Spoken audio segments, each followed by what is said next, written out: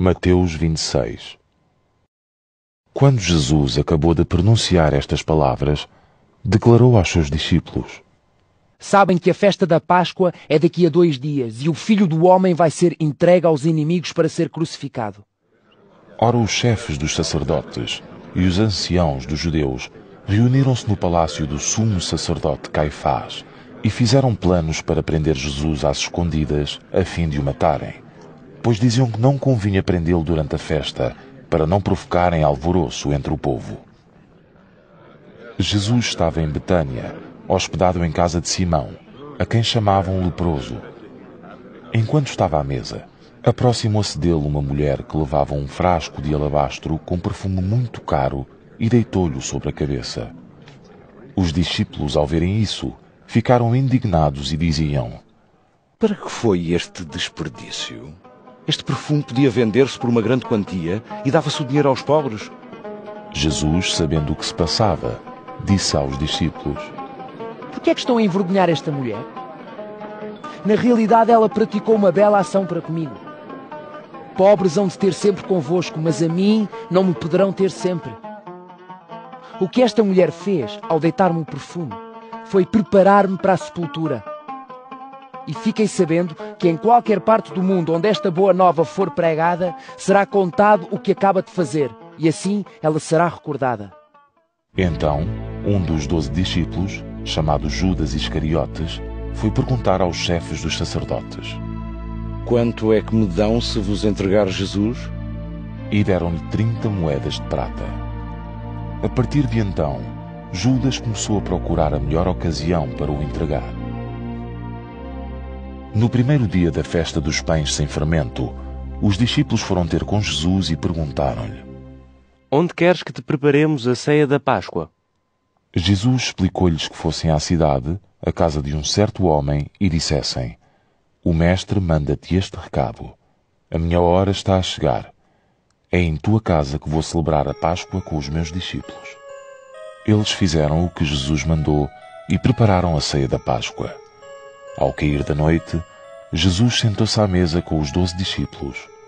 Enquanto comiam, afirmou solenemente: Um de vós vai atraiçoar-me. Eles ficaram muito tristes e começaram a perguntar-lhe um por um: Serei eu, porventura, Senhor? Jesus respondeu: Aquele que molhou o pão no prato juntamente comigo, esse é quem me vai atraiçoar. Na verdade, o Filho do Homem vai partir, tal como é dito na Escritura a respeito dele. Mas ai daquele por quem o Filho do Homem vai ser atraiçoado. Seria melhor para esse homem não ter nascido. Então Judas, o traidor, perguntou assim: Serei eu, porventura, mestre? E Jesus respondeu: Tu o disseste. Durante a ceia, Jesus pegou no pão, deu graças a Deus, partiu-o, deu-o aos seus discípulos e disse: Tomem e comam. Isto é o meu corpo. Depois pegou no cálice, deu graças a Deus, passou-o aos discípulos e disse: Bebam todos dele, pois isto é o meu sangue, o sangue da aliança de Deus, derramado em favor de muitos para o perdão dos pecados. E digo-vos que não tornarei a beber vinho até ao dia em que beber convosco o vinho novo no reino de meu Pai. Depois de entoarem os cânticos, foram para o Monte das Oliveiras. Em seguida, Jesus disse aos discípulos: Esta noite vão todos abandonar-me, pois diz a Escritura: Ferirei de morte o pastor e as ovelhas ficarão dispersas. Mas depois de eu ressuscitar, irei à vossa frente para a Galileia. Pedro então garantiu: Mesmo que todos te abandonem, eu nunca te abandonarei. Jesus avisou-o: Pois fica sabendo que ainda esta noite, antes do galo cantar, já tu me terás negado 3 vezes. Mas Pedro insistiu: Mesmo que seja preciso morrer contigo, nunca te renegarei. E todos os outros afirmavam o mesmo. Depois disso, Jesus, acompanhado pelos discípulos, foi para um lugar chamado Getsémani e disse-lhes: Sentem-se aqui enquanto eu vou ali mais adiante orar. Levou consigo Pedro e os 2 filhos de Zebedeu. Nisto, Começou a sentir-se angustiado e cheio de aflição, e exclamou: Sinto uma tristeza de morte. Fiquem aqui e estejam atentos. Foi um pouco mais para diante e, inclinando-se até ao chão, orava assim: Meu Pai, se é possível, afasta de mim este cálice de amargura. No entanto, não se faça a minha vontade, mas sim a tua. Depois voltou para junto dos discípulos, encontrou-os a dormir e disse a Pedro: Então não conseguiram ficar acordados, ao menos 1 hora, juntamente comigo? Estejam atentos e orem para não serem vencidos pela tentação. O espírito está pronto, mas o corpo é fraco. Jesus afastou-se outra vez para ir orar e dizia: Meu Pai, se este cálice de amargura não pode ser afastado de mim sem que eu o beba, faça-se a tua vontade. Voltou para junto dos discípulos e encontrou-os outra vez a dormir, porque tinham os olhos pesados de sono. Jesus deixou-os de novo e foi orar pela 3ª vez, repetindo as mesmas palavras. Por fim, voltou para junto dos discípulos e disse-lhes: Continuam ainda a dormir e a descansar? Chegou a hora em que o Filho do Homem vai ser entregue nas mãos dos pecadores. Levantem-se, vamos embora. Já aí vem aquele que me vai atraiçoar. Ainda Jesus estava a falar, quando chegou Judas, um dos 12 discípulos. Trazia com ele muita gente armada de espadas e paus. Tinham sido mandados pelos chefes dos sacerdotes e pelos anciãos do povo. O traidor combinara com eles o seguinte sinal: Aquele a quem eu cumprimentar com um beijo é ele. Prendam-no. Logo que Judas chegou ao pé de Jesus, disse-lhe: Olá, mestre. E deu-lhe um beijo.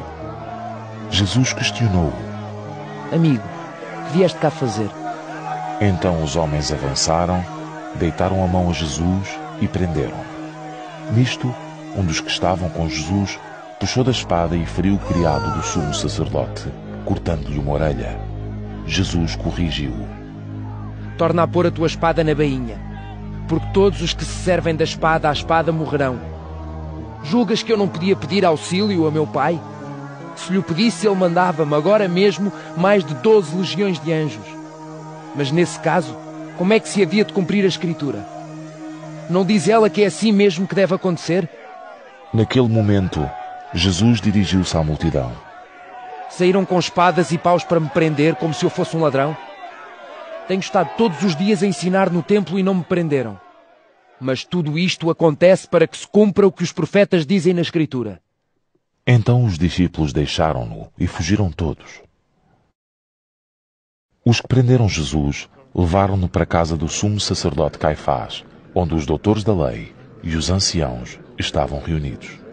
Pedro ia seguindo Jesus à distância, até à entrada da casa do sumo sacerdote. Depois entrou no pátio e sentou-se ao pé do pessoal da casa para ver como é que aquilo terminava. Os chefes dos sacerdotes e todos os membros do tribunal procuravam encontrar um falso testemunho contra Jesus a fim de o condenarem à morte. Mas não conseguiram encontrar nenhum, embora se tivessem apresentado muitas pessoas a jurar falso.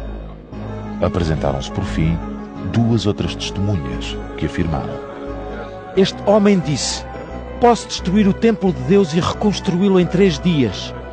O sumo sacerdote levantou-se e interrogou Jesus: Tu não respondes nada sobre a acusação que estas pessoas te fazem? Mas Jesus continuava calado. Então o sumo sacerdote intimou-o: Ordeno-te, em nome do Deus vivo, que nos declares se és o Messias, o Filho de Deus. Jesus respondeu: Tu o disseste. Mas digo-vos mais. De agora em diante, hão de ver o Filho do Homem sentado à direita de Deus Todo-Poderoso e vindo sobre as nuvens do céu.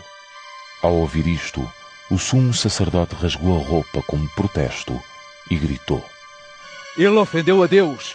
Que necessidade temos nós de mais provas? Agora mesmo acabam de lhe ouvir a ofensa contra Deus. Que vos parece? E os membros do tribunal exclamaram: É réu de morte. Então alguns começaram a cuspir-lhe na cara e a dar-lhe bofetadas. Outros batiam-lhe e diziam: Ó Messias, se és profeta, adivinha quem te bateu? Pedro estava sentado lá fora no pátio. Nisto, uma criada aproximou-se dele e disse: Tu também estavas com Jesus, o homem da Galileia. Mas Pedro negou na frente de todos.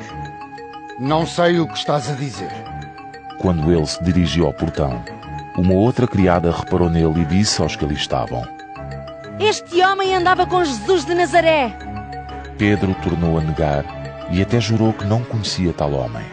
Daí a pouco, os que lá se encontravam chegaram-se para mais perto de Pedro e disseram-lhe: Não há dúvida que és um deles, pois até a tua maneira de falar o mostra. Pedro começou a jurar. Que Deus me castigue se eu conheço esse homem! Nesse instante, um galo cantou. Pedro lembrou-se então de Jesus lhe ter dito: Antes do cantar do galo, já tu me terás negado 3 vezes. E saiu dali para fora a chorar amargamente.